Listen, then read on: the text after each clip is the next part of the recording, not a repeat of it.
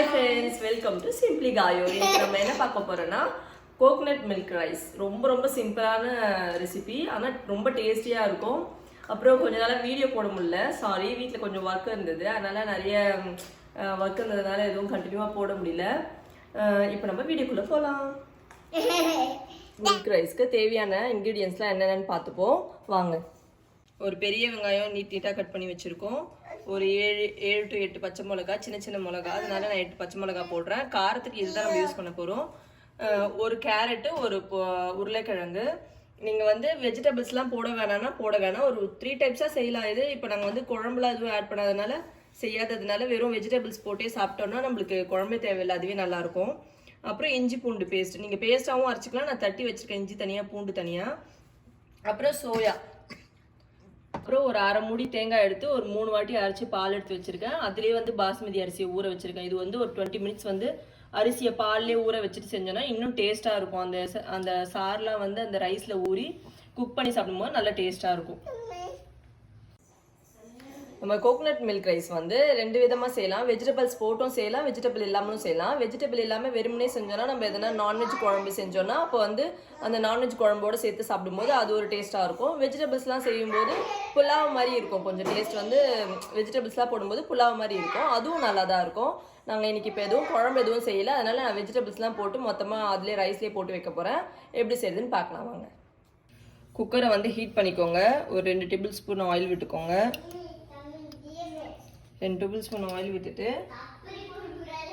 மசாலா வாசனைக்கு கொஞ்சோண்டு ஒரே ஒரு பிரிஞ்சி இலை, சும்மா ஒரு டீஸ்பூன் வந்து சோம்பு, 2 லவங்கம், 3 ஏலக்காய், ஒரு பட்டை, இதை போட்டு வதக்கிக்கலாம் நல்லா.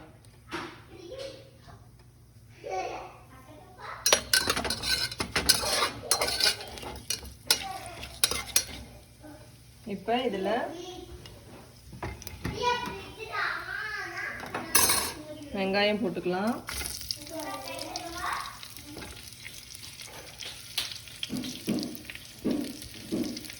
நம்ம கட் பண்ணி வச்சிருந்த வெங்காயமும் பச்சை மிளகாமும் இப்போ போட்டு நல்லா வதக்கிக்கலாம். கொஞ்சம்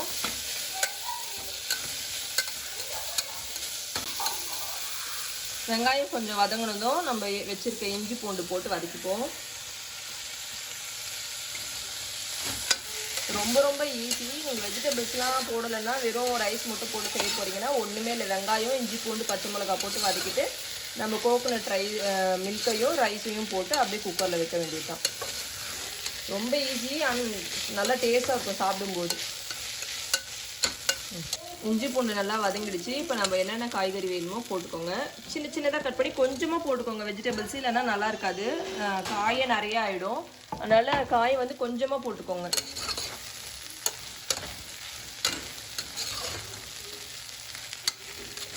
சோயா போட போகிறேன். எங்களுக்கு வந்து இது பிடிக்குன்றதுனால நாங்கள் சோயா போட்டு குக் பண்ணுறோம். உங்களுக்கு வேண்டான்னா போட வேண்டாம். ஒரு 250 கிராம் சோயா வந்து நாங்கள் ஆல்ரெடி ஊற வச்சுருக்கோம். ஒரு 1/2 hour ஊற வச்சது. இதை போட்டு கலரி விடணும்.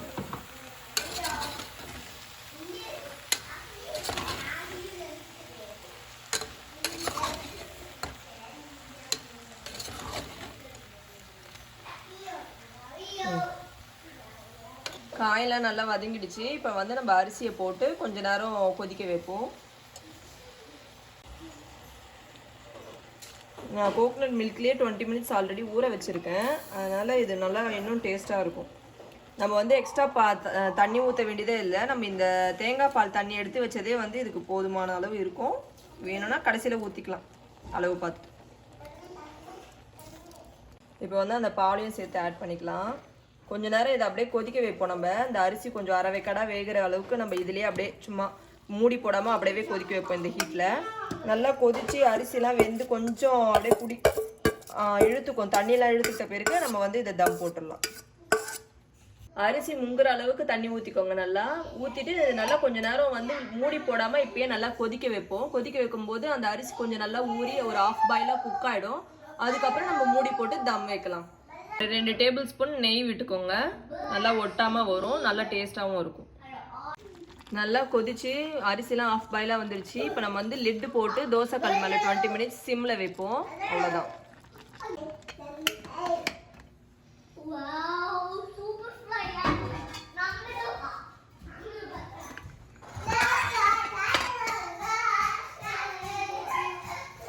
சிம்மில் 20 மினிட்ஸ் வச்சுருந்தா போதும், நல்லா வெந்துடும்.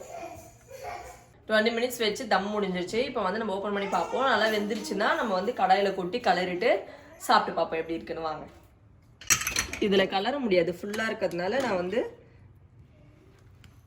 ஒரு கடாயில் கொட்டிட்டு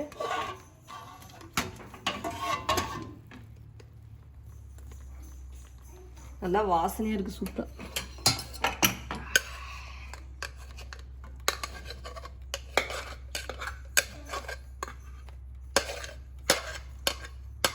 நல்லா வெந்திருக்கு ரைஸு. 20 மினிட்ஸ் நம்ம வந்து தம் வச்சதில் நல்லா வெந்துருச்சு. லைட்டாக கலரி விட்டுப்போம். இங்கே சூப்பராக நல்லா பொழப்போம், நல்லா குழையாமல் வந்திருக்கு பாருங்கள். நம்ம ரைஸ் நல்லா குழையாமல் வந்திருக்கு, நல்லா வாசனையாகவும் இருக்குது.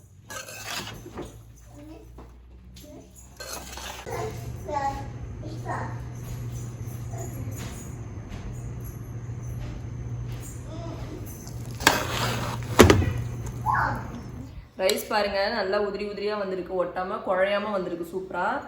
இப்போ வந்து நம்ம சாப்பிட்டு பார்ப்போம் எப்படி இருக்குன்னு. வாசனையாக இருக்குது நல்லா, அந்த இஞ்சி பூண்டு வாசனை. தியா கேட்குறாங்க, தியா கொடுப்போம். சூடாக இருக்குடா பற்றி.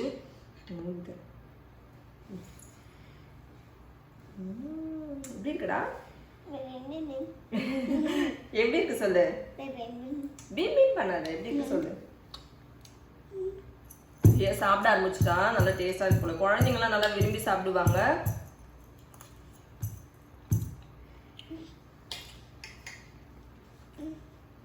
சூப்பராக இருக்குது. நீங்கள் இது கூட ஏதாவது ஸ்பைஸியாக செஞ்சு தொட்டுட்டு சாப்பிட்ணுன்னா ஏதாவது ஸ்பைஸியாக ஃப்ரை பண்ணி சாப்பிட்லாம். இல்லைன்னா குழம்பு ஏதாவது சிக்கன் குழம்பு அந்த மாதிரி வச்சு சாப்பிட்லாம், நல்லாயிருக்கும். நீங்கள் வெஜிடபிள்ஸ்லாம் போடாமல் வெறுமனே செஞ்சு சாப்பிட்டாலும் டேஸ்ட்டாக தான் இருக்கும். அது கூட நல்லா நீங்கள் குருமா, சிக்கன் குழம்பு அந்த மாதிரி வச்சு நீங்கள் சாப்பிட்லாம், செம்ம டேஸ்ட்டாக இருக்கும். சூப்பராக இருக்குது, ரொம்ப சிம்பிளாக ஈஸியாக செய்யக்கூடியது. தேங்காய், பச்சை மிளகா, வெங்காயம்லாம் இருந்தால் போதும், இஞ்சி பூண்டு போட்டு நம்ம ஈஸியாக செஞ்சிடலாம் கொஞ்ச நேரத்தில். நீங்களும் செஞ்சு பாருங்கள். இந்த வீடியோ உங்களுக்கு பிடிச்சிருந்தா லைக் பண்ணுங்க, ஷேர் பண்ணுங்க, கமெண்ட் பண்ணுங்க, மறக்காம சப்ஸ்கிரைப் பண்ணுங்க, பக்கத்துல இருக்க பெல் ஐகானை கிளிக் பண்ணுங்க. Bye bye Sathya. பை டன். கரெக்டா காட்டுங்க. நல்லா அவங்க ஃப்ரெண்டு வந்திருந்தாங்க, அவங்க கூட நல்லா ஆட்டம் போட்டு வீட்டையே ரணகலப்படுத்தி வச்சுட்டா. ஆள் பாருங்க எப்படி இருக்கா, ஃபர்ஸ்ட் எடுக்கும்போது எப்படி இருந்தா இப்போ எப்படி இருக்கா பாருங்க.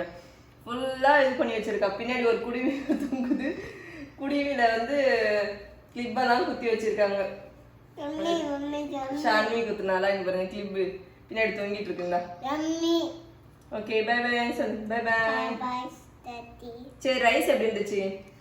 ரைஸ் எப்படி இருக்கு? சூப்பரா இருக்கா?